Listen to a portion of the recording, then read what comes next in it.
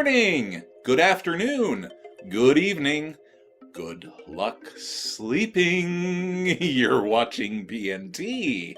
I'm your host, Y2K Compliant.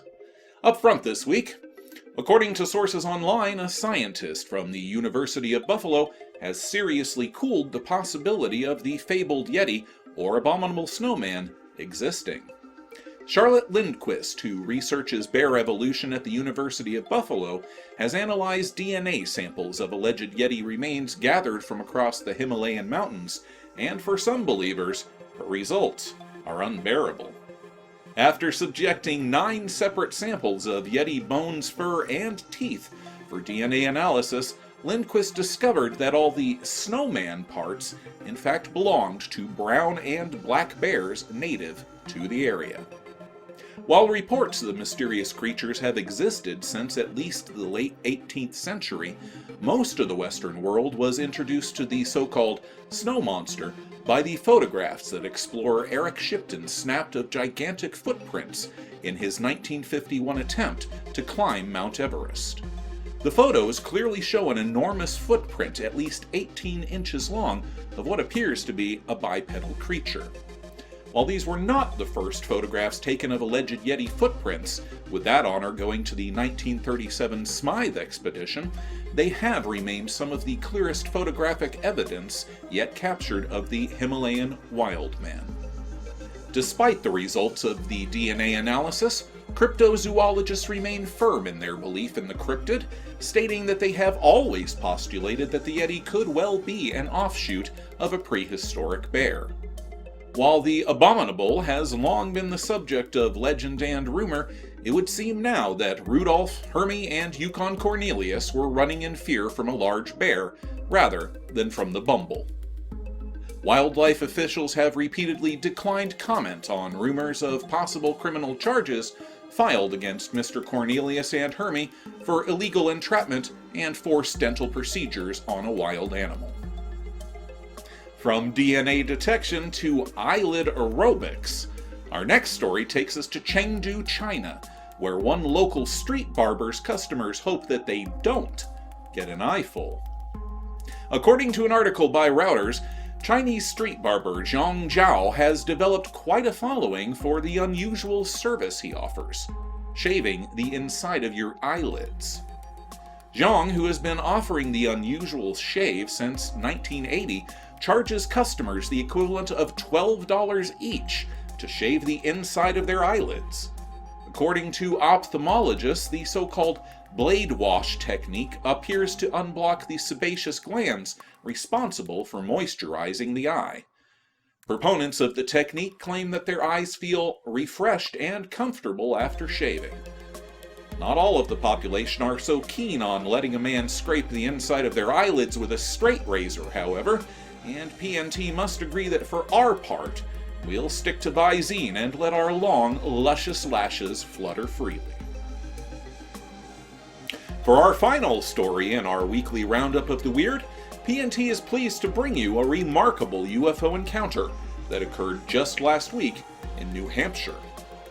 In our usual weeding through of the MUFON database, PNT discovered the report and attached daylight footage of a strange rod or cigar-shaped UFO in the air over Route 16.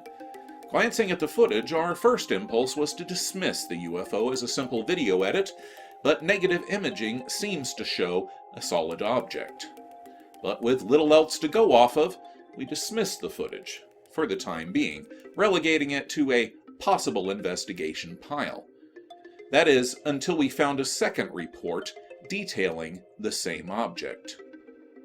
While one would assume that finding a second report from the same area on the same date and time would immediately give more credibility to the first piece of footage, PNT believes in taking a more cautious approach. The first step was to review the 2 pieces of footage and determine if they were filmed from the same vehicle. After looking at the 2, it is easy to see that they had not been.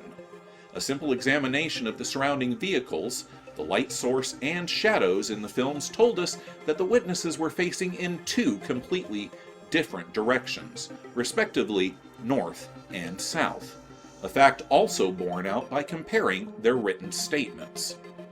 Separate witnesses and locations confirmed, PNT then moved on to the next task, attempting to pinpoint the exact location of the encounter.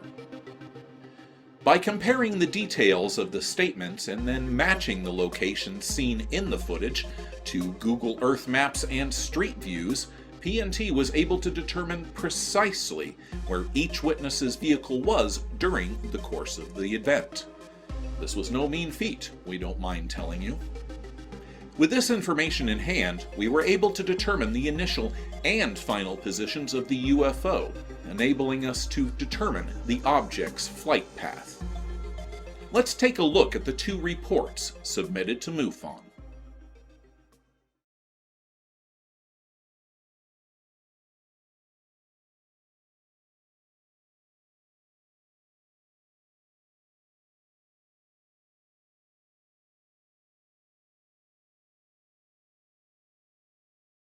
At Cornerstone DNA, visit cornerstonedna.org. Hi, this is longtime Boston pitcher Tim Wakefield. As a two-time world champion, I know a great team when I see one. That's why I'm excited to announce that Wentworth Douglas Hospital has joined the Massachusetts General Hospital family. Together, these award-winning hospitals will deliver a broader range of services, offering you and your loved ones access to some of the world's best medical expertise and care, right here on the seacoast. Wentworth Douglas and Mass General, two award-winning hospitals, one great team. Because two champions are better than one. Dan Money in the morning. Music variety all day. They always make sure to start your day off in a good way. 98.7 The Bay. Hold on, little girl.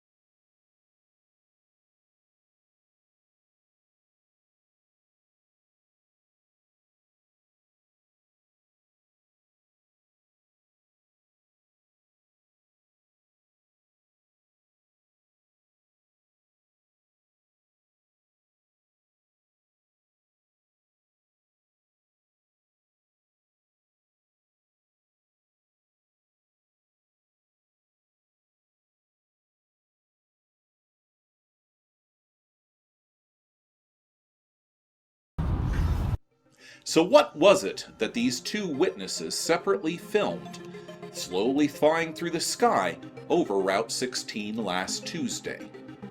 The object does not appear to be a bird or animal of any known species. It appears to be too large and long to be a drone, and the object does not appear to be a balloon, as there is no evidence of air current drifting or of the bending or undulation that a long balloon would be subjected to. While the site of the encounter does lie within 5 miles of the Portsmouth International Airport, the object in the footage does not appear to be a plane or other conventional aircraft. There are no wings, rudder, or other control surfaces visible. So, if the object is not a conventional aircraft, could it perhaps be a military craft? That is precisely the question that led PNT to search for military installations in the region of the two reports. What we found is interesting.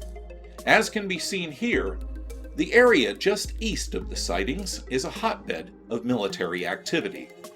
The Air National Guard, U.S. Naval Training Reserve Center, and no less than the United States Department of Defense are all located within 20 miles of the encounter zone.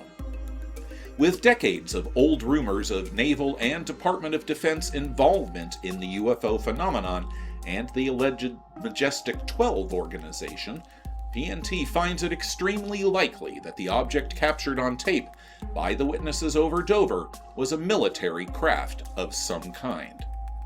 Precisely what kind, we cannot say, as PNT has simply reconstructed the events and followed Mr. Occam's razor to the most logical doorstep. whether alien visitors are viewing traffic accidents along New Hampshire toll roads, or the United States government is testing flying phone poles, we'll leave up to our faithful viewers to decide. Sound off in the comments section below with your thoughts. That's it for this time, faithful viewers.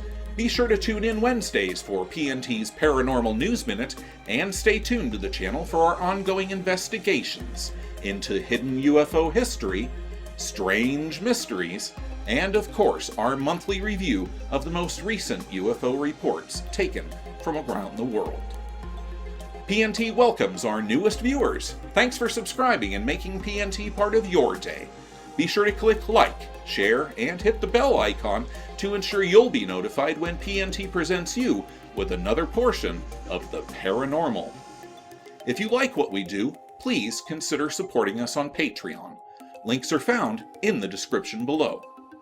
I'm your host, reminding you to keep an open mind, because a closed one shuts out the truth.